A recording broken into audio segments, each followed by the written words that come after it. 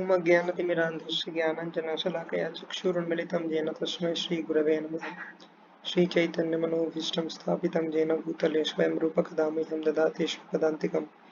वन्देऽहं श्रीगुरो श्रीयुतापदकमलं श्रीगुरून् वैष्णवांश्च श्रीरूपं साग्रजातं सहगणरघुनाथान्वितं तं सजीवं साद्वैतं सावधूतं परिजनसहितं कृष्णचैतन्यदेवं श्रीराधाकृष्णपादान् सहगणललिता श्रीविशाखान्वितांश्च नमो विष्णुपादाय कृष्णपृष्ठाय भूतले श्रीमते भक्तिवेदान्तस्वामिनिति नामिने नमस्ते सारस्वती देवे गौरवाणी प्रचारिणे निर्विशेषशून्यवादी पाश्चात्यदेशतारिणे नमो महावदन्याय कृष्णप्रेमप्रदायते कृष्णाय कृष्णचैतन्यनाम्ने गौरतिशे नमः।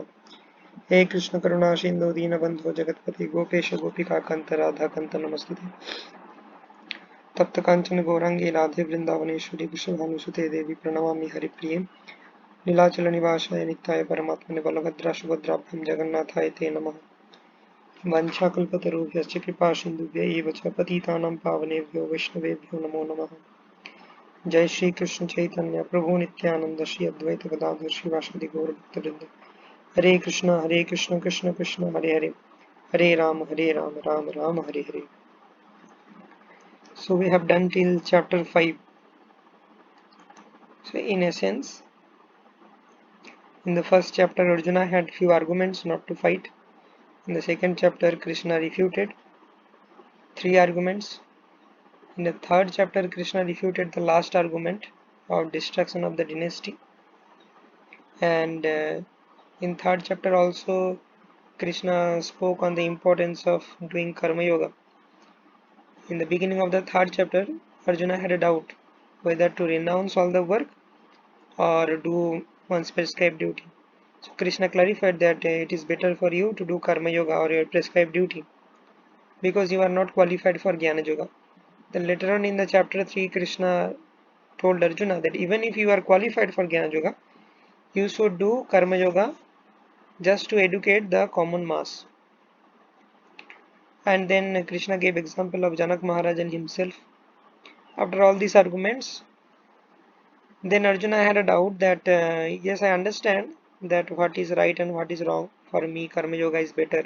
But what is that force which leads us to do sinful activities in spite of knowing that this is bad, this is wrong, this is right?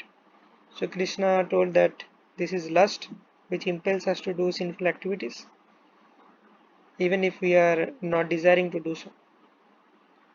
Then Krishna spoke about how to control this lust. In the end of the third chapter, Krishna spoke the process to curb lust. It is by spiritual intelligence. And how to develop spiritual intelligence? By transcendental knowledge. So then in chapter 4, transcendental knowledge is starting, and then in the beginning of chapter 4, Krishna speaks about the glories of transcendental knowledge. Then Krishna speaks about the speciality of and divinity of Lord's appearance and activities, his distinguished position from an ordinary living entity. Then Krishna speaks about he is the creator and culminator of all paths, but he is not affected by karma. Krishna created this varnashram system, but he is transcendental. Then Krishna described karma, akarma, vikarma. We have seen that one who can see action in inaction and inaction in action is wise and intelligent. Then how to attain this transcendental knowledge through different kinds of yagyas. Different people perform different yagyas and they cultivate transcendental knowledge. There is one shortcut way also of cultivating transcendental knowledge, that is tadvidhi pranipatena pariprasnena sevaya upadekshanti te jnanam jnaninas tattvadarshina. Approach a bona fide spiritual master, serve him, surrender unto him and inquire from him. Then in the beginning of the chapter 5, Arjuna had a similar doubt which was there in beginning of chapter 3. Same doubt, karma yoga or sannyas, action or renunciation. So the basis of this doubt is the last 2 slokas of chapter 4, where in one sloka Krishna is telling that uh, get yourself free from the bondage of work, and then in the next verse Krishna is telling that fight, O Arjuna. So Arjuna is thinking that to become free from the reactions of work, I have to abandon work. And in the next sloka, Krishna is again telling fight. So this was contradictory. But actually Krishna meant by abandoning the fruits of action means that you should abandon the attachment, not the action itself. So this is the doubt. And in chapter 5, Krishna elaborately describes this point, that Arjuna repeatedly is misunderstanding one point whenever Krishna is telling that you free you become free from the bondage of work. Arjuna is thinking that I have to renounce work. But Krishna is trying to tell that if you work for Vishnu, if you work for the pleasure of Krishna or Vishnu, then automatically you are renouncing the fruits of the work. So that is akarma. So Krishna is not telling Arjuna to renounce work, but work in a spirit of detachment. So this is the essence of the discussion between Krishna and Arjuna. This is the essence. And whenever Arjuna is cultivating some doubt to comprehend this principle, Krishna is just clarifying that. But this is the main theme, that we have to become detached and work. And how we can do that? By becoming Krishna conscious. So these are six initial chapters where the Bhakti Yoga is not explicitly told. That is why repeatedly the thing is coming detached work. But actually one can do detached work by being attached to Krishna. By offering all our activities to Krishna, one can be detached. So that will be clarified in the next chapters. So today we will start chapter 6. In the end of the chapter 5, we have seen some glimpses of Ashtanga Yoga, or the eightfold mystic yoga system. So by that also one can attain liberation by focusing on the Supreme, by Ashtanga Yoga by focusing on the Paramatma. So that is also one way of liberation. So Krishna will now elaborate. In this initial six chapters, Krishna is just enumerating different paths through which we can reach Krishna. Karma Yoga, Jnana Yoga, Ashtanga Yoga, like that. And then Krishna will tell in the end of the chapter 6 that Yoginam api sarvesham madgaten antaratmana shraddhavan bhajate jo mam same yukta tamomata. What is my opinion? Among all these different kinds of yogis, Bhakti Yogi is the best. So that is the conclusion of Gita also. So in chapter 6, Krishna will explain different kinds of techniques of Ashtanga Yoga, advancing in Ashtanga Yoga, 8 limbs of Ashtanga Yoga, meditation on the Supreme, controlling minds and senses from 1 to 9. Then from just a minute. So this 1 to 9, the different methodologies are explained. Then in 10 to 32, stages of Ashtanga Yoga practice are explained. 33 to 6, mind control is explained.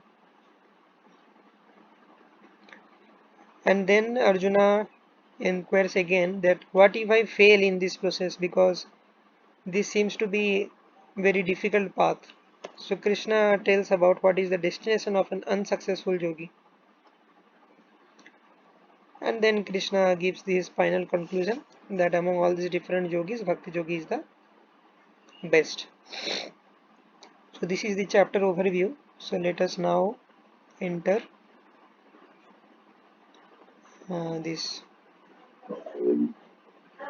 verse by verse. My screen is visible, right? Vedaves. Okay, thank you. So, in the beginning of the chapter 6, Krishna is telling, Sri Bhagavan Uvacha Anashrita Karma Phalam Karyam Karma Karoti Jam Sasanyasi cha Jogi cha Naniragnirna Chakriya.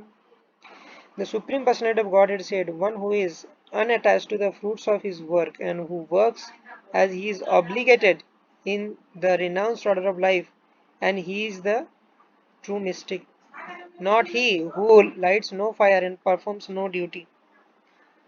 So we can see here that again the same point is being reiterated, that who is the true renunciant or who is the true mystic, who is the true yogi? One who is doing his work in an unattached manner, in a detached manner. So this is the definition of a yogi, or this is a real renunciation. But Arjuna was thinking the definition of renunciation to be this, and Krishna tells this is not the definition of renunciation. Not he who lights no fire, that means who does not do any yagyas or prescribed duties and performs no duty. So that is not the actual, uh, so that is not the definition of renunciation.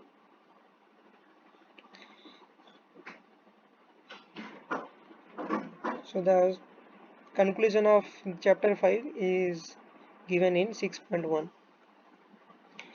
What is called renunciation you should know to be same as yoga, or linking oneself to the Supreme, O son of Pandu. For one can never become yogi unless he renounces the desire for sense gratification. So a detached worker and a yogi are on the same platform. Okay, because if one is focusing on the Supreme, so here Krishna is telling that what is called renunciation you should know to be same as yoga, or linking oneself with the Supreme.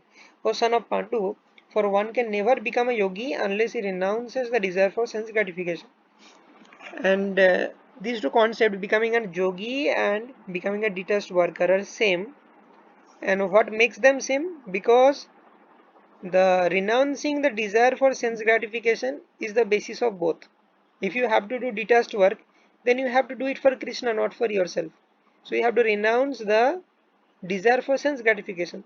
And if you want to become a yogi also, you have to renounce the desire for sense gratification. So in the previous chapters, Krishna told that Lokesmin Dvividha Nishta Pura Prakta Maya Nagaha Sankha Karma Yogena Yoginam Sankha Yogena Jnana Yogena Sankhyanam Karma Yogena Yoginam. So this Jnana Yoga and Karma Yoga is culminating in the same point. Now the Ashtanga Yoga or the Yoga is also culminating in the same point. So these are different ways to reach Krishna. But then Krishna will tell that what is the easiest way, that is Bhakti Yoga.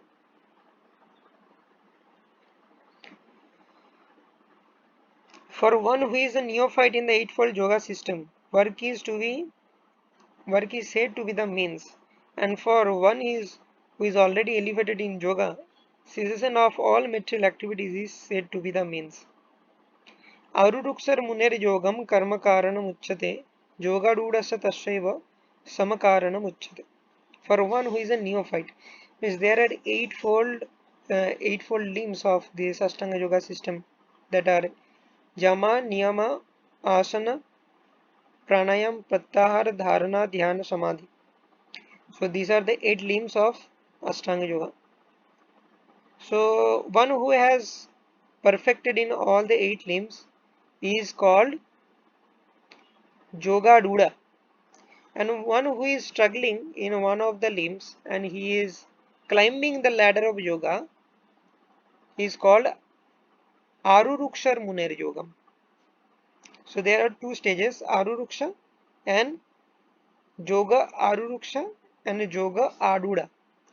Yoga Aruda means one who is perfected, and Yoga Aruruksha means one who is climbing still the stairs of eightfold yoga system.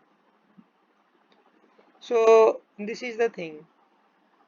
So for a Yoga Aruda, one who has already reached the Yoga Aruda stage, for him all the material activities will be ceased. Means he is perfected, he has no more duties, he has completed, he is perfected, he has got the darshan of Paramatma.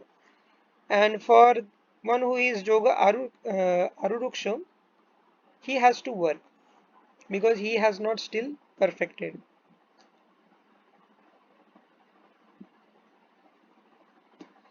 यदा हीनेन्द्रियार्थेषु न कर्मश्चानुसज्जते सर्वसंकल्पसन्न्यासी योगारूढस्तदुच्यते. A person is said to be elevated in yoga when, having renounced all material desires, he neither acts for sense gratification nor engages in fruitive activities. So what is the characteristics of one who is situated in Yogarudha? He has renounced all material desires. He neither acts for sense gratification nor engages in fruitive activities. So he only acts for the pleasure of Krishna. He is in Yoga Aruda stage. उद्धरेदात्मनात्मानं नत्मानाम् अवसादयेत् आत्मैव आत्मनो बन्धुरत्मैव रिपुरात्मनः. One must deliver himself with the help of his mind and not degrade himself. The mind is a friend of the conditioned soul and his enemy as well. So here this is also a verse where we can see one important phenomena, that this word Atman may have several different kinds of meanings according to different contexts. So Atman may refer to the Jiva, Atman may refer to sometimes the body, Atman may refer to the soul, Atman may refer to the mind. So here you can see Udvaret Atman Atmanam. So first Atman, Udvaret Atmana, by the mind, Atmanam, the conditioned soul. So we have got our mind as a part of our subtle body. So this mind, with this mind we should try to free our free ourselves or the soul from the bondage of work. If we engage our mind in the lotus feet of Krishna, Sabaimana Krishna Padara Vindayor, then we will be liberated. But if we engage our mind in the thoughts of sense gratification, we will be bound in the net of karma. So that is why this mind is the friend and enemy as well. So what we should do, we should use our mind as a friend and we should liberate the conditioned soul with the help of the mind by focusing the mind on the supreme. बन्धुरात्मात्मनस्तस्य येनत्वैवात्मनाजितः अनात्मानस्तु शत्रुत्वे वर्तेतात्मैव शत्रुवत्. So this is a famous verse often quoted. For him who has conquered the mind, bandhur atmatmanastasya, bandhur, friend, atman manastasya. That mind is a friend of Atma, Jena Atmaiva Atmana Jitaha, who has conquered the mind. Anatmanastu Satrutve. Otherwise, it is only the enemy, Vartat Atmaiva Satruvat, and it remains like the enemy. For whom who has conquered the mind is the best of friends, but for who has failed to do so, the mind will remain as the greatest enemy. So mind can be our friend and enemy also according to how we use, how we allow our mind. If we allow our mind to dwell in the thoughts of sense gratification, then we are using the mind as our enemy. And if we are using the mind to think of Krishna, think of his pastime, then our mind is our dear friend. So what happens if someone conquers this mind? जितात्मा प्रशान्तश्च परमात्मा समाहित शीतोष्ण सुख दुःखेषु तथा मानापमानयो. For one who has conquered the mind, the super soul is already reached. For he has attained tranquility. To such a man, happiness and distress, heat and cold, honor and dishonor are all the same. So it is told that, like in a reservoir of water, if the upper surface is trembling and upper surface is disturbed by so many, if you continuously throw different kinds of stones, the upper surface of the water reservoir will be perturbed, and by that you cannot see the base of that reservoir. So similarly, Paramatma is there within our heart and he is giving us good advice always. He is giving us advice how to go back to spiritual world. How can we get liberated? But because we have allowed our mind to dwell in so many thoughts that are acting like perturbations, and we cannot hear the voice of Paramatma. That is why Krishna, as Paramatma, he is called Chaitya Guru, or within the heart he is teaching us. But then Krishna, because of our conditioned Because of our conditionings, we cannot hear the voice of Paramatma. Therefore, the Chaitya Guru, Paramatma, expands as a living Guru, as a Vaishnava. And then we hear him and we try to rectify. So the Paramatma is giving us advice always. But due to our agitated mind, we cannot hear. So when our mind is controlled, we can hear the voice of Paramatma. Therefore, the super soul is already reached. And to such a person, he will be equipoised in happiness, distress, heat, cold, honor, dishonor. Everything will be same. He is not affected by all these material dualities. A person is said to be established in self-realization and is called a yogi when he is fully satisfied by the virtue of acquired knowledge and realization. Such a person is situated in transcendence and is self-controlled. He sees everything, whether it be pebbles, stones, or gold, as the same. So he has reached the stage of equanimity and he sees everything in relation to the Supreme Lord. Everything has energy of the Supreme Lord. And he is not affected that, oh, gold is precious, so I should collect, I should sell this gold, get some money and do sense gratification. Not like that. Everything is same. Gold, pebbles, stones, these are not my business. My business is to establish my lost relationship with Krishna. So this is the nature of a person who has already reached the stage of Paramatma or transcendence. A person is considered still further advanced when he regards honest well-wishers, affectionate benefactors, the neutral meditators, the envious friends and enemies, pious and the sinners, all with the equal mind. So, a person who is not in knowledge, he considers friends, enemies, pious, sinners, but Uttam Adhikari, one who has reached the level of Vasudeva, Brahmabhuta stage. So he is equipoised and he sees everyone as the part and parcel of the Supreme Lord. No one is his friend or enemy. A transcendentalist should always engage his body, mind, and self in relationship with the Supreme. He should live alone in a secluded place and should always carefully control the mind. He should be free from desires and feeling of possessiveness. So here now Krishna is starting to describe the process of Ashtanga Yoga. So he should live alone in a secluded place and should always carefully control the mind. Okay, and he has to control the desires and feelings of the possessiveness.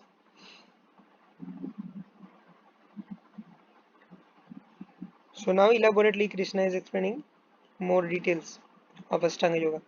To practice yoga, one should go to a secluded place and should lay kusa grass on the ground and then cover it with a deer skin and a soft cloth. The seat should be neither too high nor too low, should be situated in a sacred place. The yogi should then sit on it very firmly and practice yoga to purify the heart by controlling his mind, senses, and activities in fixing the mind on one point. So these are the details. Has to sit on deer skin, soft cloth. The seat should be neither too high nor too low. Okay, and he has to control the mind, senses, fix the mind on one point, on the supreme. But Prabhupada is telling in this age of quarrel and hypocrisy, this will not work actually. Still, Krishna is telling that Arjuna, see, there are different options available. I am just enumerating the different options. But in Kali Yuga, you cannot do. Arjuna will Arjuna will admit that, yeah, this is impossible for me to do. Later on in this chapter, we will see that discussion.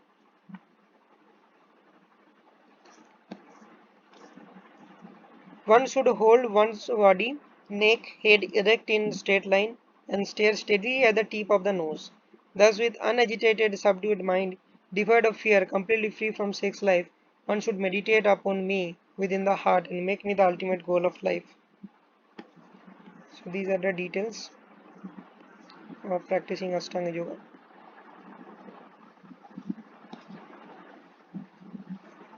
Thus, practicing constant control of the body, mind, and activities, the mystic transcendentalist, his mind regulated, attains the kingdom of God or the abode of Krishna by cessation of material existence.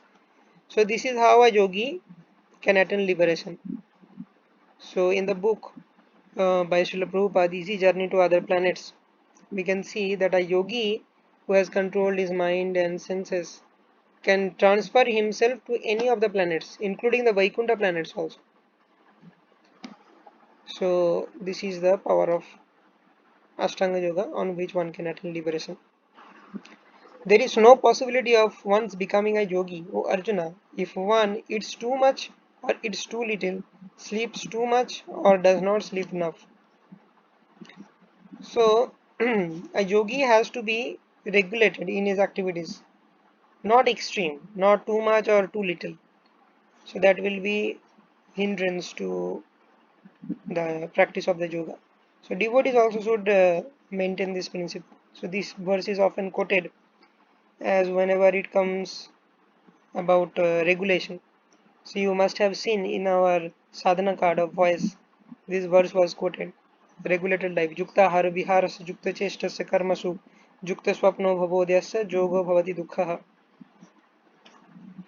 He who is regulated in his habits of eating, sleeping, recreation and work can mitigate all material pains by practicing yoga system.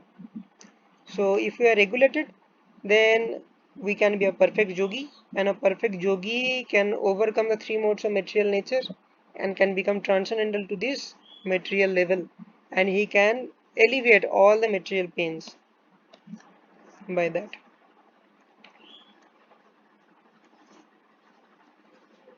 When the yogi, by practice of yoga, disciplines his mental activities and becomes situated in transcendence, devoid of all material desires, he is said to be well established in yoga.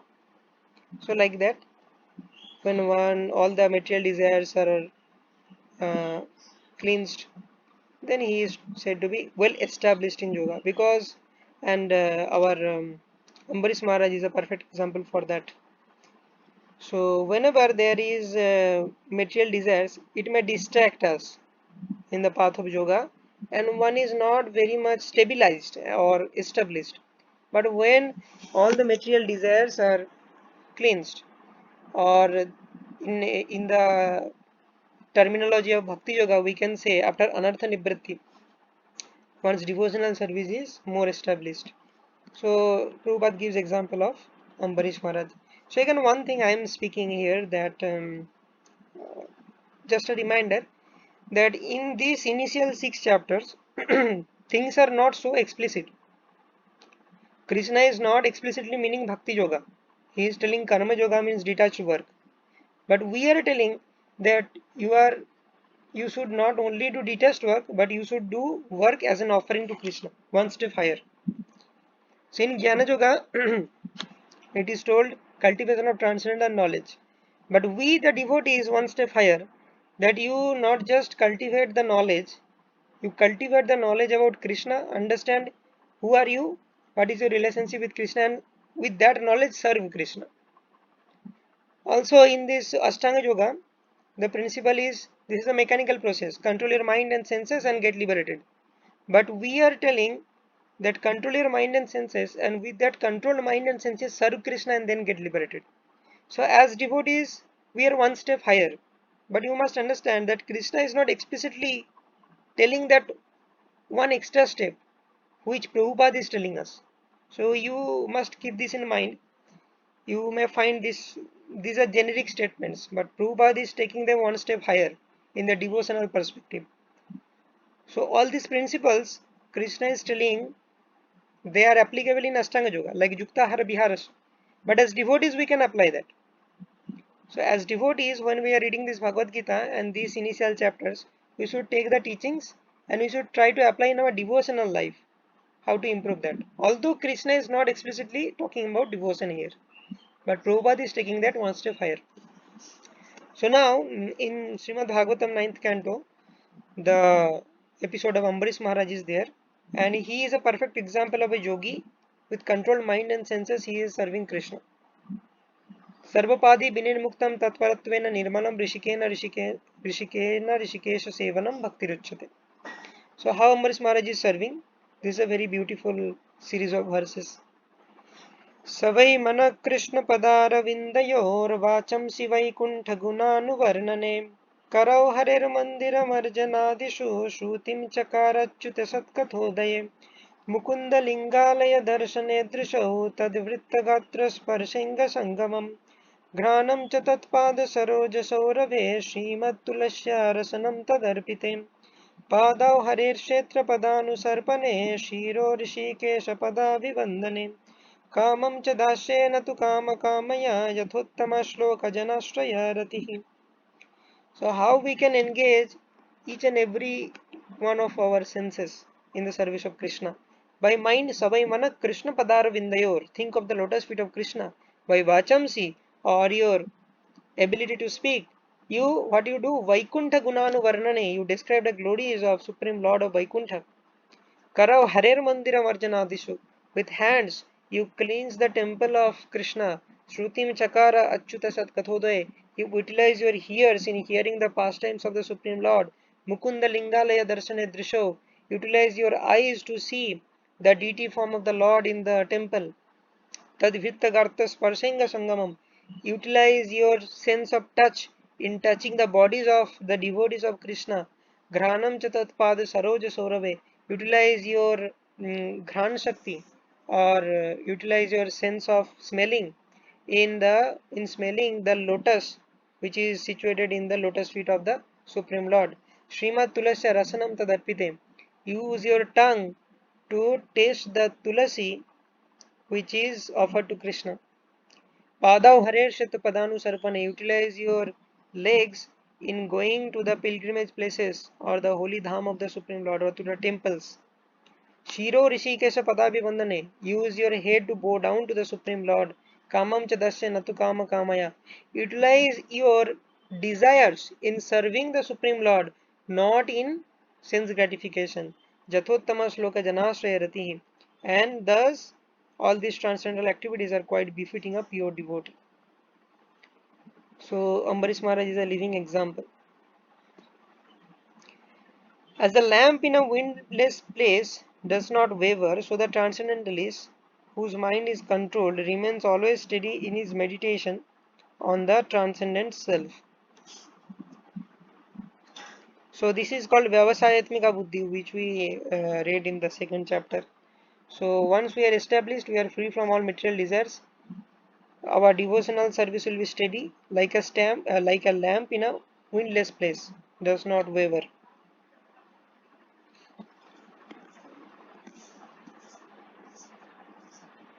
In the stage of perfection called trance or samadhi, one's mind is completely restrained from material mental activities by practice of yoga. This perfection is characterized by one's ability to see the self by the pure mind and to release and rejoice the self. In that joyous state, one is situated in boundless transcendental happiness. So this happiness is coming from, this is an internal happiness, and the stage is called Atma Rati or Atmaram stage. One who is situated in the self and who derives pleasure from the self. He is not dependent on any other external things for his pleasure.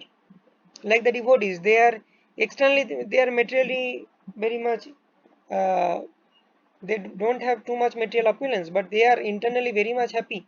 Like Sridhar Kolavich, associate of Chaitanya Mahaprabhu, he has nothing.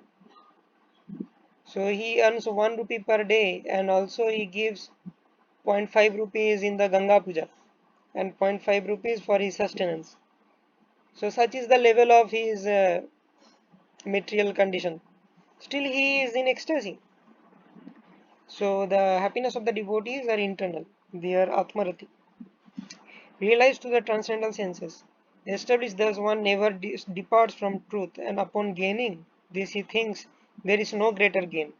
Being situated in such a position, one is never shaken, even in the midst of greatest difficulty.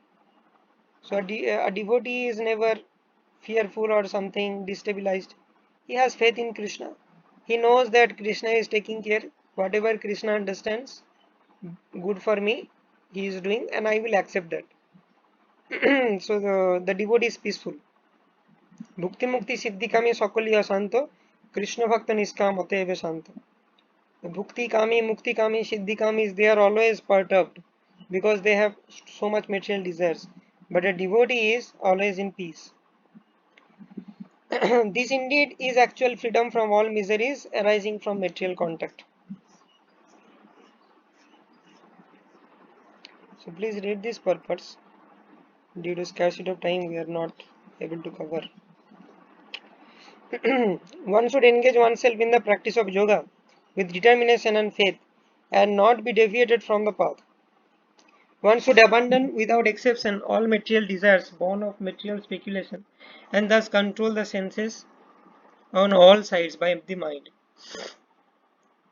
So you should abandon the material desires and control the mind. So this mind control is the central theme of Ashtanga Yoga. Mind and sense control. Gradually, step by step, one should become situated in the trance by means of intelligence sustained by full conviction, and thus the mind should be fixed on the self alone and should think of nothing else. So here we see that we have completed these different stages of Ashtanga Yoga, and there are still Krishna is explaining. We are in the verse number 25. So Krishna is telling that how a Ashtanga Yogi should practice his Ashtanga Yoga and how to attain liberation through that. Up to verse number 32. Then Krishna will speak about mind control. From wherever the mind wanders due to its flickering and unsteady nature, one must certainly withdraw it and bring it back under the control of the self. So we feel this during chanting, our mind wanders. So for Ashtanga Yogi also, he has to concentrate on Paramatma, but for Bhakti Yogis, we have to concentrate on the holy name of the Supreme Lord. So this is our instruction. We have to take very seriously that during chanting our mind is going here and there. And what we should do? This is normal. Mind is a creation of the Supreme Lord. Okay. It is part of the Bahiranga potency of the Supreme Lord. Bhumi raponalo vayu khammano buddhirevacha ahankara iti yamme vinna prakriti rashtadha. The next chapter, 7th chapter, you will see that. So mind is an energy of the Supreme Lord, and Supreme Lord knows the nature of the mind. So this is perfectly fine if our mind is flickering and going here and there during chanting. This is perfectly fine. There is no issue with that. But then we have to, what we have to do? We have to withdraw it and bring it back. We have to do this endeavor. And successful chanting means doing this endeavor. Never think that successful chanting means I have concentrated very much on the holy names and my mind was very fixed. So I consider it successful chanting. No. Today your mind is calm and cool and you could concentrate. Tomorrow your mind will be agitated, you will be not able to concentrate. So that is not the parameter by which you measure the success of your chanting. The success of your chanting is how much effort you are putting into chanting, how much effort you are putting to bring the mind back. So Krishna sees that effort. That is the success of our chanting. And by mercy of Krishna, one day we will reach a stage that every day our mind is concentrated on the chanting of the holy name. So that is only possible by mercy of Krishna. So keep on trying. This is the instruction of Krishna. The yogi whose mind is fixed on me verily attains the highest perfection of transcendental happiness. He is beyond the mode of passion and he realizes the qualitative identity with the Supreme, and thus he is freed from all reactions to the past deeds. So basically such a person is liberated from the three modes of material nature, goodness, passion and ignorance, and he realizes that I am qualitatively same as the Supreme Lord. I am also Satchidananda, but the difference is the Supreme Lord is infinite and I am infinitesimal. So as a part, I am the part and parcel and he is the complete whole.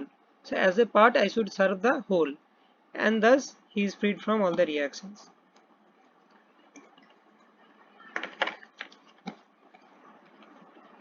Thus the self-controlled yogi constantly engaged in yoga practice becomes free from all material contamination and achieves the highest stage of perfect happiness in transcendental loving service of the Lord. So Ashtanga yogi also, finally when he sees Paramatma, there is a possibility that the Ashtanga yogi will be upgraded to an Bhakti yogi, because by seeing the form of Paramatma he may be purified and he may come to the stage of Bhakti yoga. But sometimes it may also happen that the yogi after seeing Paramatma, is interested in only getting different kinds of mystic siddhis, and thus one is distracted. So he cannot be upgraded to Bhakti Yoga and he cannot achieve the highest benefit. And sometimes in the worst case, some yogis after seeing Paramatma, they want to become Paramatma. So this is like Mayavad and they are destroyed. But the ultimate benefit one derives by becoming upgraded to an Bhakti Yogi after Ashtanga Yoga. A true yogi observes me in all beings and also sees every being in me. A true yogi observes me in all the beings. In all beings, Lord is as Paramatma and also sees every being in me. Everything rests on Krishna. Aham sarvasya prabhavo janmadhyasya jata. Srimad Bhagavatam, Bhagavad Gita, Matta Parataram Nanyat. Krishna is telling everything is in me. Indeed, the self-realized person sees me, the Supreme Lord, everywhere. In Chaitanya Charitamrita, there is a very wonderful verse that स्थावर जंगम देखे ना देखे तर मूर्ति सर्वत्र है निज इष्ट देव स्फूर्ति. For a pure devotee, he sees स्थावर and jangam, living and non-moving things. Moving and non-moving things, he is seeing different kinds of things. But he is not only seeing the forms of them, he is seeing everything in relation to the Supreme Lord. He is seeing everything as the energy of the Supreme Lord. He is seeing every living entity as part and parcel of Krishna. So this is called transcendental vision. And this is attained by one who has reached the stage of Yogaruda, or one who is perfected in this Ashtanga Yoga or by Bhakti Yoga. For one who sees me everywhere and sees everything in me, I am never lost, nor is he ever lost to me. Jo mam pashyati sarvatra sarvam cha mayi pashyati tasyaham na pranashyami sacha me na pranashyati. So for such a person with transcendental vision, Krishna is always there for him. Krishna is never lost. That means he can always see Krishna. In Brahma Samhita also this principle is quoted. Premanjana churita bhakti vilochanena santa sadaiva hridayeshu vilokayanti yamsama sundaram achinta gunaswarupam govindamadi purusham tamaham bhajami. So Premanjana churita bhakti vilochanena, if you have the ointment of love anointed in your eyes, if you have developed love for Krishna, then Santa Sadaiva Hridayeshu Vilokayanti, you will be able to see Krishna always in your heart. Krishna will be never lost to you. I remember one beautiful pastime of Srila Prabhupada. Prabhupada was giving one lecture and one person stood up to ask a question. Swamiji, have you ever seen the Supreme Lord? Or have you ever seen Krishna face to face?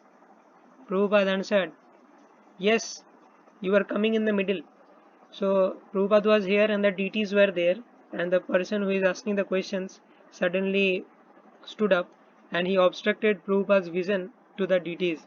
So Prabhupada told that yes, I am seeing Krishna, but you are coming in middle. So this is the consciousness of a pure devotee. When we see the deity form of Lord, we see, right, in ISKCON Kolkata Radha Govindji you have seen, you have gone to Mayapur also Radha Madhav you have seen, but still, just ponder on this point. Still, if anyone asks you that, oh, you are a devotee of Krishna, have you ever seen Krishna face to face? What you will answer? No, I am not that much qualified. Maybe someday Krishna will give me darshan. But you are forgetting that you have already taken darshan of Krishna face to face. The deity is non-different from Krishna. Right? So this is the vision of the pure devotee. That means we are still considering the deity as a mere stone or statue. We are not considering deity to be the supreme personality of Godhead. Otherwise, if someone asks us, have you seen Krishna? Yes, I have seen Krishna many times. I regularly see Krishna. So this should be our consciousness. Then we can understand that we are cleansed of all the impurities in heart. Such a yogi who engages in the worshipful service of the super soul, knowing that I and the super soul are one. In fact, Krishna is the source of the super soul. From Krishna comes the first expansion Balaram. From Balaram comes the first Chaturvyuha, Vasudev, Sankarshan, Pradyumna, Aniruddha. This first Chaturvyuha called Adi Chaturvyuha, and this expansion happens in Mathura and Dwarka. Then from Sankarshan of this Adi Chaturvyuha, who is called Mool Sankarshan, comes Narayan, and from Narayan, Ditiya Chaturvyuha or the second quadruple expansion happens in Vaikuntha, and from Narayan comes Ditiya Chaturvyuha, that is Vasudev Sankarshan Pradyumna Aniruddha again, and this Sankarshan is called Mahasankarshan, and from this Mahasankarshan comes Karnadokushai Vishnu. From Karnadokushai Vishnu, his expansion is Garvadokushai Vishnu. Garvadokushai Vishnu's expansion is Kshirodokushai Vishnu, and this Kshirodokushai Vishnu is Super Soul. So that is why Super Soul is portion of the plenary portion of the portion of Krishna. So Krishna is the source of all this Paramatma, Brahman, all the features of the absolute truth. Krishna is the absolute truth. He is the origin of everything. He is a perfect yogi who, by comparison to his own self, sees the true equality of all beings in both their happiness and distress, O Arjuna. So he is equal, and he is equal in happiness, distress, and equal to all living entities. So now Arjuna is asking a question. Arjuna said, O Madhusudana, the system of yoga which you have summarized appears impractical and unendurable to me, for the mind is restless and unsteady. So this brings a different section altogether. So now Krishna will explain the destination of unsuccessful yogi. So it will take some time. So we want to stop here today. We will start from this point. The question of Arjuna 6.33.